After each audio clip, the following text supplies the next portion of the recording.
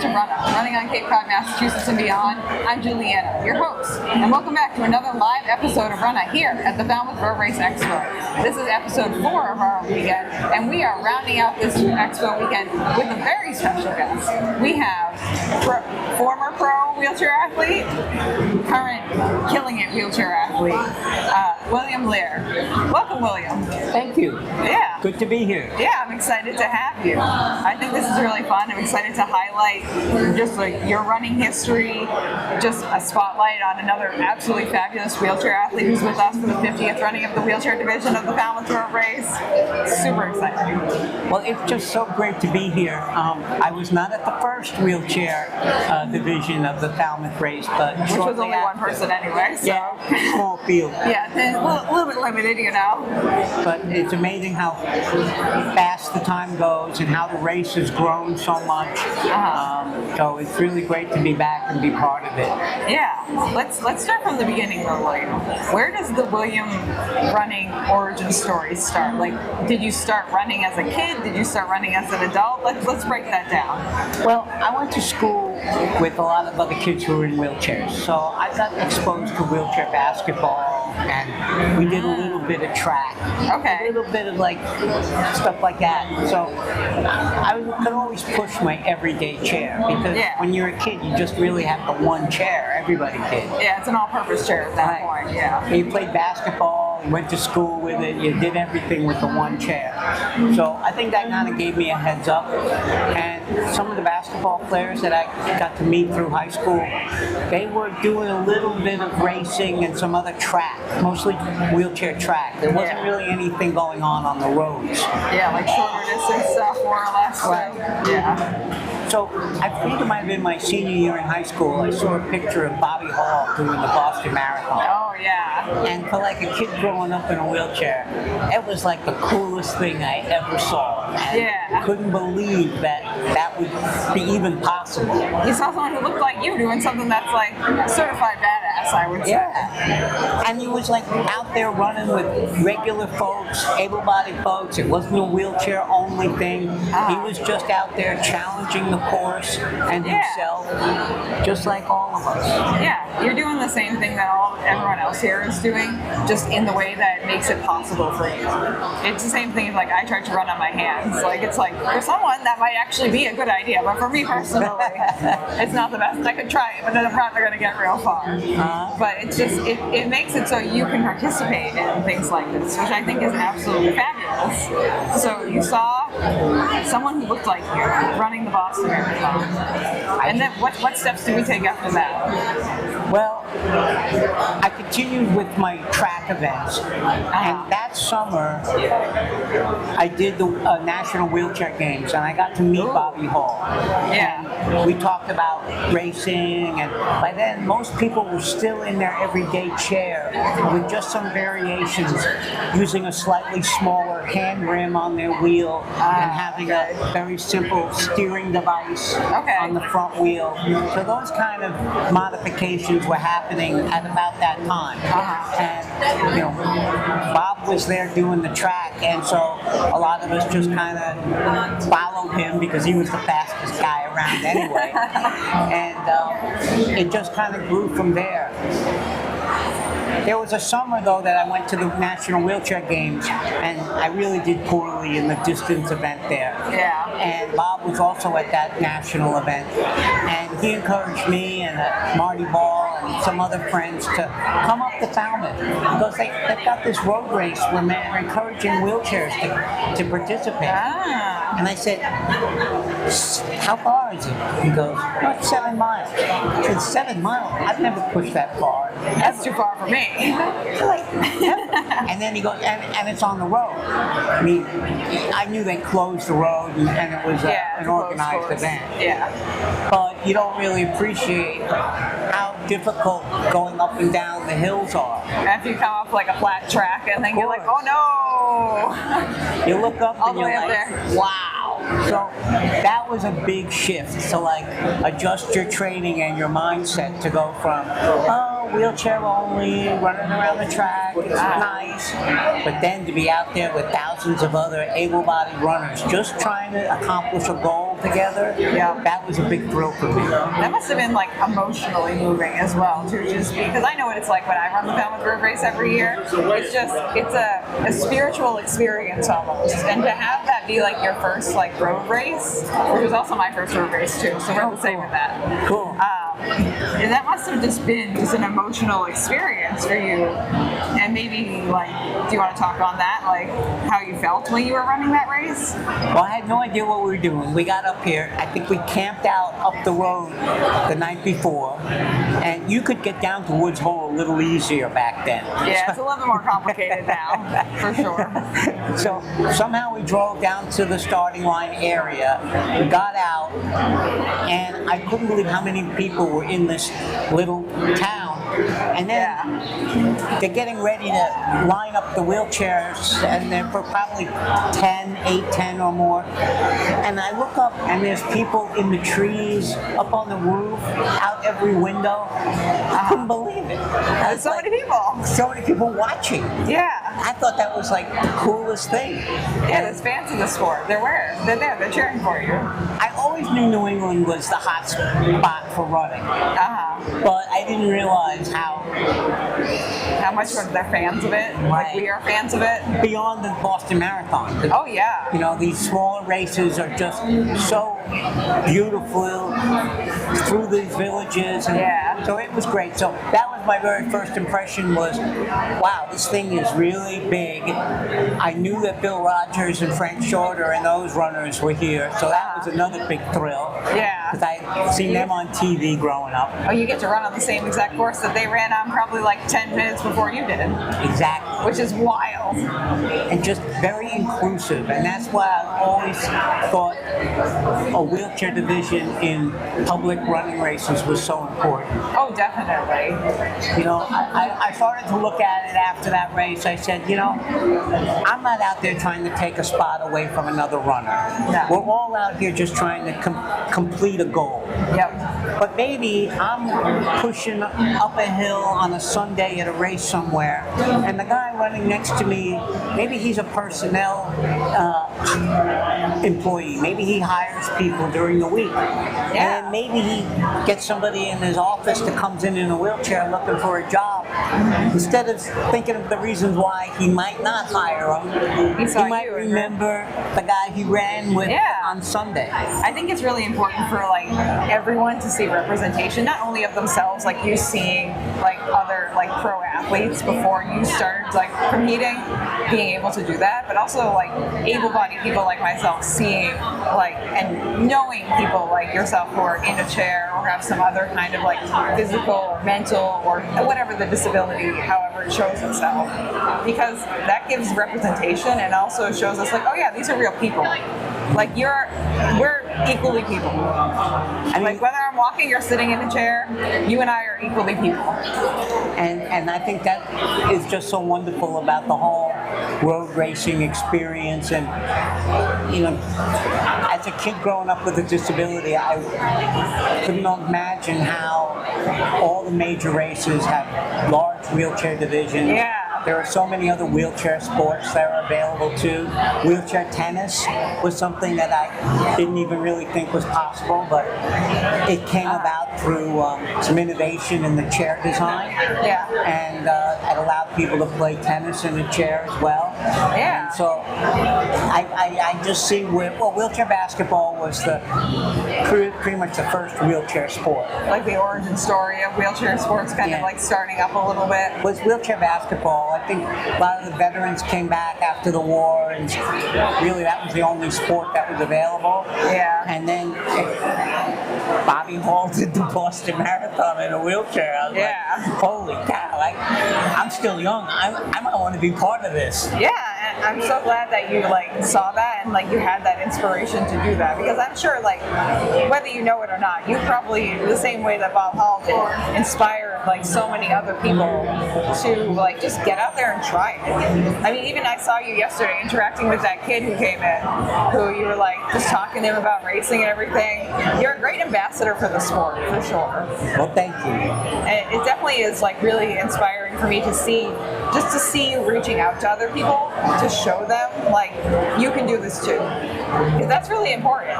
It made a big difference for me, and so there's a way we can, inspire others to do more. You don't have to win. I think the physical fitness aspect is so important too, because in a chair, most gyms aren't really built for upper body as much. There's a lot of leg machines and stuff. So being out there on the roads or using a hand cycle, or I have an indoor roller, so I can put my racing chair indoors. And unfortunately, you only stay in one spot, but you can develop a technique in your stroke and endurance. I feel like anyone who owns a wheelchair or utilizes a wheelchair is a very innovative person. Like, you have to be very creative to exist in a wheelchair, and to be able to kind of be able to accommodate things to how you need them. There's a lot of thinking ahead, I think, that you develop, because you kind of have to be a step or two ahead of everyone else, more or less, and anticipate your own needs and be able to communicate to everyone else, like, hey, I'll be coming with my racing chair and my regular chair, so the car that you're transporting me in has to have room for both, and not just showing up and being like, well, okay. Yeah. You can't fly by the seat of your pants quite as much as a fully able-bodied person who can just hop in any car they want, Right, and use any bathroom that they want. Oh yeah. Hotel room or anything like that. So, I think the development of wheelchair sports overall has really helped with the whole accessibility movement in this country. And Massachusetts is a leader in being accessible. I mean, you can always find a ramp and a wide doorway in most places here. So. Yeah, I think it's nice to know that there's so many resources that are currently out there. Obviously we're not covering all of our bases, but it's good to know that those things are out there and they're being developed. And we have Spalding and Achilles and all these wonderful groups that are just making it so people can not only just live their lives, but be active in the active community. The Achilles group, they do so much with getting people out to races and making sure they have every accommodation that they need. And they work with such a wide range of disabilities as well. So which is really fantastic. I love to see it. I'm just thrilled. The development of the equipment, as I mentioned before, has a big impact on people's independence. 100%. Now wheelchairs can be made for you as an individual. Mm-hmm. When I was younger, they took one out of the box, and if it was a little too big, you put a pillow behind you or something. What are you gonna do about it? Now they're all custom made, and that's what gives you the mobility that allows you to, travel and shop and go to school and work and all that stuff. The things that you should already be able to do anyway. That everybody does. Too. You're just as entitled to all the normal human experiences, no matter what your ability. I believe, but that's just it. Now, when it comes to racing chairs, when did you first get your first official racing chair? Because you said you started racing in your everyday chair, which sounds like that's pretty standard for people when they're starting out. It's the same as renting a flute or an instrument before you decide you actually want to play it professionally. If you want to give it a try, rent it, and then once you decide you want to commit, you go for it. I think that's available now because there's a lot of older demo equipment available for people to try. In the early years, there weren't really any manufacturers. Even Bob Hall came to making wheelchairs a few years later. So most people tinkered with their own everyday chair. And had little either attachments or just little things that they were able to do with their chair. Like a little handle on the front fork of the front wheel, and maybe putting a smaller hand rim on the back wheel. That smaller hand rim, it almost acts like a gear. So once you get that little rim going, it makes the bigger wheel go faster. So it's not a gear or a chain like a hand cycle, but the ratio has changed to push an everyday wheelchair, you'd have thousands of strokes. For that one time around on the smaller one. And yet with the small rim, once you get it going, you can cover more distance. That's really smart. Yeah. I'm realizing that in real time. I was like, Right. it is like a gear. Yeah. Yeah, exactly that. And I think it's actually easier on your shoulders and arms, because if I push my everyday chair up hills and on carpet or grass, it can take its toll a while. Oh, yeah. But in the racer, because it's kind of built to go forward, Yeah. it doesn't seem to put as much strain on your shoulders. Yeah, like that smaller movement, you have a little bit more just of a fulcrum almost to get it around with less effort. Yeah. Which is ideal when you're racing. Exactly. You're trying to be speedy about it, It's a nice time. But yeah, when did you transition over to an actual racing chair? Probably around 82 or 1 or 2. Okay. And even that one had conventional kind of front wheels on it. But the chair itself was solid. It didn't fold. Everybody in the early years was still using their basic folding wheelchair, which was everybody used a folding chair for everyday getting around. Yeah. So you just modified that folding wheelchair frame because that's the one that kind of fit you. And then they started, again, Bob was one of the first ones to build them custom. Yeah. And they were solid. And the rigidity of the frame really helped to produce better speed because you're not losing momentum in the flex of a folding chair. And even just that, those little movements of things not connecting exactly. I know how when I have things that fold up and fold down, even chairs like this, there's just a little bit of side to side motion when you're doing things because it has that ability to move. But having that rigidity it's kind of like how they started doing carbon plated shoes almost. Having that little bit of extra rigidity kind of pushes you forward. Right. It made a big difference. Of course, back then people were like, how do you travel with it? But you learn. In the early years, you had to take the back wheels off a lot of times, so you just kept some tools with you. And then they started to develop a quick release wheel, so you could push a button and pull the wheel off.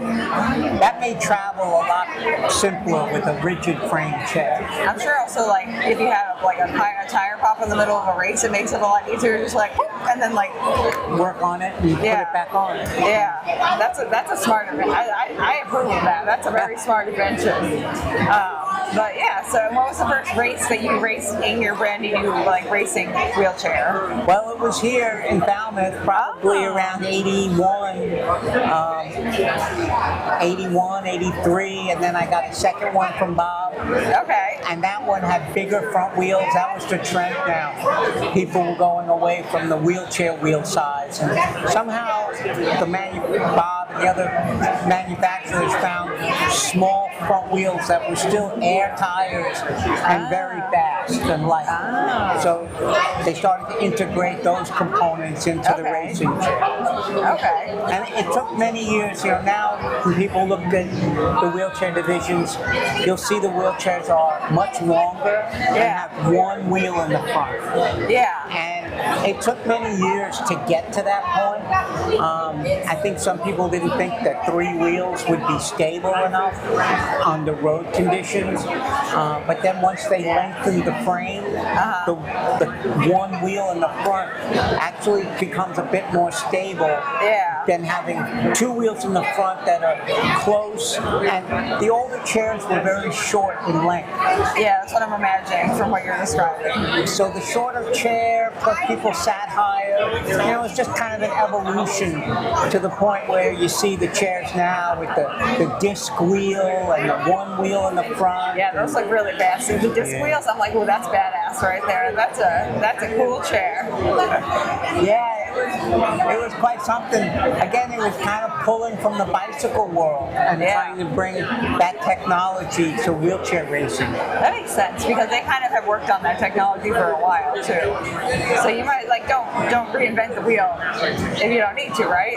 Right, and you had to look to the athletes and people who were doing things because the wheelchair manufacturers back then had no interest in making anything like this because they're probably they probably make thousands and thousands and hundreds of thousands of like everyday chairs.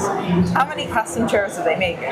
Not that many. There's like, I'd love to see more wheelchair athletes out there and who are racing, and like, please overwhelm us with wheelchair athletes, but I just feel like there's not as many people requesting these custom racing chairs as like everyday chairs. Well, there are some great charities out there that are helping to provide equipment for people getting started. Yeah, which is fantastic. I love that. But that's an obstacle. I think unfortunately, I think a lot of people who become injured later on, they may not get the exposure to active people that they need. Yeah. I met so many people that, through one way or another, wound up in a chair, and they go, "Oh my God, how come we didn't start playing basketball or tennis 10 years ago? Or how come I didn't know about road racing? I liked track when I was in high school." People just didn't know it was available to them. I feel like there should be like a "now you're in a chair" starter guide. Yeah. Where you can just list all the activities that like these are still open to you, and just like kind of providing like where you can find the adaptations that you might need for that specific activity. We should do a starter pack. Yeah. I think that might be a good idea. I think it's important because so many people spend a lot of time not moving forward after an injury, and it's understandable in a lot of ways. But if you can meet people who are independent and have gone through a lot of this stuff already, it can make your transition to going back to work or coaching Little League or whatever you did before. Yeah, I think the world is still wide open to you. Yeah. No matter like what your ability is and things like that, I definitely think that like being able to just like see other people who are doing these things that just makes you realize like, oh yeah, I can do that, can't I? Yeah. Which I think you definitely played like a big role in that. Oh, thank you. You've been such a prolific, like long term. I love this race. This race is so great, and I did it a lot when I was younger, and then I spent a lot of years doing some other things. Sometimes it happens, but then I got a chance to come back in '07, and that was my 30th anniversary. So of this race specifically, of doing this race, because my first one was in 1977. Wow. And I did maybe 8 or 9 between then and '07. So when '07 came around, I said to Marty and some other friends, I said, "Hey, it's our 30th anniversary of doing this race. Yeah, we gotta do it. Come on, friends. Yeah. Let's get back there." Yeah. So we did, and it was great. And I kind of said to myself, I'm going to try to get here as often as I can for the next, I'll think really far ahead, 10 years. I'll see how many times I can come back. We're committing to it. I just felt that it was right, because I already was over, I'm not winning. I like the physical fitness aspect, and I love it up here. It's just fun. It's just fun. It's a great town. The whole vibe is super. And so I've been fortunate to come back a lot since then, and pretty consistent since then. Yeah. So what number will this be this year? I gotta really sit down and calculate, but it's probably 25 or 6. Wow, that's honestly very impressive. Thank you, but I did have a big gap where I didn't come up, but those guys were getting so fast back then. I was like, what am I gonna do? Yeah, I don't want to show up and be like showed up by these guys. I'm still young, I'm getting blown away, but now I just am so happy to be part of it, and I don't care where I finish, and it gives me, it kind of grounds me as far as making the time to train. Even if I'm not winning. I'm someone too who needs a goal. Even if I'm not planning on winning, whatever the thing is, like I'm training for something. You have to practice. You have to, especially for this race, because it's so rewarding, because it's so challenging, and so you practice from the spring on to get here and to compete and do well. Yeah. And then move on with the rest of the season. You got heat, you got sharp turns, you got hills, you got the sun breaking down on you. You got the wind. One year they had a big rain, and so the race was delayed. So they got the fire department to suck the water out of the intersection. But it was great. It just happened. It's a pretty well-oiled machine here, I would say. Yeah, it sure is. It definitely is exciting. Except they don't let people hang out on the roof and the tree trees anymore. But. No, that is no longer allowed. It's wild for me to look back at the old pictures of the Falmouth Road Race, especially the finish line area, and one, see which structures are and aren't there, and two, also to see just the number of humans who are like got picnic blankets on roofs. I'm like, oh my gosh, No. that was just allowed. Crazy. And the beach was full of fun, and it was just, it still is great experience. Yeah. Do you have a favorite part of the Falmouth Road Race? Either like part of the race itself or part of the race weekend, or both? Well, coming down the hill from the lighthouse is great, and then That's one of my favorite vistas in Falmouth. Yeah. I have like 3 top vistas. That is one Yeah. of them. Specifically from that direction. You take it back the other way, it's also very nice. so I enjoy that very much, and of course the 2 or 3 miles flat right along the water. I like that a lot. Just cruising. Then it gets a little crazy with the turns and the hills, and then once you get up that final hill, which is, from a chair's point of view, it's a little tricky. The course, you kind of come down, you make a quick left turn, so you're not really going that fast. You have to kind of slow down with the chair to make that final left turn, and then you only have a short little straightaway to build up momentum to go up that final steep, sharp hill. I don't know how you do it because, like, even when I'm running half the time, because I live in town, I'm just like, oh no, and just imagining like having to do that in a chair, I'm like, oh gosh. Especially after you've done, a whole bunch of race already. So. And you're like 6.5 miles into your 7-mile race too, and you're kind of just trying to like redline it, but not really redline it as much as you can, Get the most out of yourself.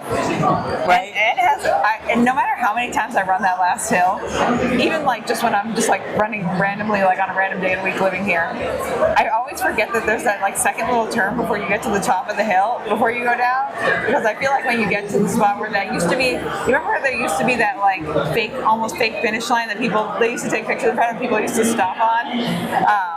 Right past that initial hill, there's that extra little like bump up. Yep. I always forget that that's there. Yeah. Even when I live in town, I run that hill all the time. Yeah. Oh, it's so true. But once you get past that second little rise, It's all downhill from there. from a chair perspective, it's great. It's just fantastic. You're just like coasting all the way down. You can't possibly push the chair as fast as you can go down that hill. So That's even like with me being like an able-bodied runner. I let the gears and the wheels go off. I just let my legs do whatever they want, and we just like roll it down the hill. yeah, and it's great. And especially at that point, there are so many dedicated fans that are there. Oh my God, yeah. The yelling and screaming in your ear. I can, after these You can many years, imagine you it, can right? still hear it. So on that cold, windy day at home where you're practicing, I do kind of think about, in August, there'll be people yelling and screaming the whole way. Just for it's great. It's great. We have really great crowds here. Yeah. They're a lot of fun. I'm like getting goosebumps thinking about it now because it's tomorrow. Because it's just so much fun, and it's like the whole community comes out to support you and to support everyone who's running the course. Because I was telling someone earlier today that like this is such a global race, but it's also such a local race. So like it's not only people from like all over the globe who are coming to run this world-class race, but it's also like all my neighbors who are here and like the people who live on the course, so they just like step out and cheer every year.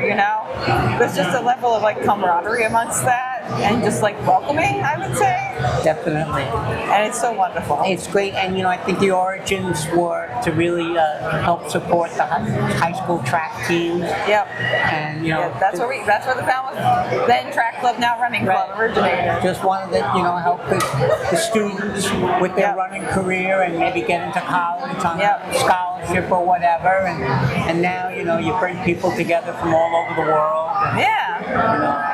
I wish I could stay longer because you got a week's worth of restaurants. There are a lot of Don't have restaurants down enough here. time for them all. Yeah, it definitely. Do you have a favorite restaurant? Well, I have to tell you the quarter deck is great. Of course, it's been there forever. Enjoy going there. Oh yeah, I love the ambiance in the quarter deck because it really feels. I'm like, no, it feels like you're in a ship because it really feels like you're in the hull of a ship in there. And I got to chat a little bit with Tommy Leonard there a few times. So Oh yeah. that was a big thrill. And the Italian place across the street I like. La Cocina, or is it the La Couchette, the little tiny one? It's the one with the owl on the sign, or no? Lucacina Gasor. Okay, yeah, that's a little tiny. That's a little small one with like the little tables and the little like lights on the table. It's like, ooh. And the Irish pub is a lot of fun too. Oh, Liam McGuire's? Yeah. We do have a lot of like really great restaurants down here. So, I enjoy that a lot. So I don't want to forget anybody, but well, shout out all the Falmouth restaurants in general. Yeah, I just never have enough time to visit everybody. So yeah. Do you have like a specific post-race like routine or like celebration kind of thing that you do every year? Well, this year they're having a tremendous party after the race, so I'm really looking forward to that. Is that because it's the 50th running for the wheelchairs? Yeah. So I'm really looking forward to that. Nice. I usually find myself having a pint at the quarter deck on Sunday afternoon. That's not a bad place to land. Yeah. And then I'll maybe get an ice cream on the way back to the hotel. Oh yeah. You stop at, are you like a Ben and Bill's person? Are you a Gelfies person? We used to stay very close to the Dairy Queen, so I'm still partial to the Dairy Queen. Okay. I don't think they have one on Long Island, so I like going there. Okay, nice. Well, that's a lot of fun. I'm excited that they're doing another special. Like, they're really celebrating the wheelchair athletes this year, which I think is wonderful. It should be happening every year, but it is nice to be able to have this like kind of platform to really showcase what you guys are doing. It's great, and Falmouth was such an innovator with the wheelchair division and everything else as far as the way middle distance running goes, So it's just great to be part of it. Yeah, I'm so excited that you're running this year. I think it's wonderful. And I'm so glad that we got to chat about it too. Me too, it's been a big thrill. Thank you.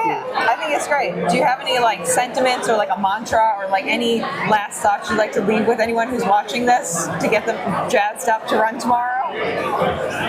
Well, it's going to be great weather tomorrow. We're going to have a great time. It always is. Yeah. Both of those things. Yeah. And, when I finish this race, I feel alive. Same. Then 2 hours later, maybe I'm looking for aspirin. But shortly afterwards, it's a great sensation, It is a good way to feel alive. Yeah. You're like, not only you're moving your body, but you're just like, that energy from the crowd and like all the other runners around you, it just like reverberates your soul. Like just like rejuvenates it. To me, I know that big hill is coming. For the whole race, you're out there doing your best, and you just wonder, have I saved enough for that final assault? And then once you're able to do it, you let it rip down the hill. Yeah, that's great. It's so much fun. Well, William, I'm excited to. I'll be watching back the replay of you guys because you'll finish before I even start. So. All right. Because I'll be in the mid pack for the runners, so we won't be able to see you guys. They don't have a big TV or anything for us to watch, but I usually go watch the replay afterwards just to see how everyone did. So. Well, being in the middle of the pack's got to be a big thrill too. So. It's a lot.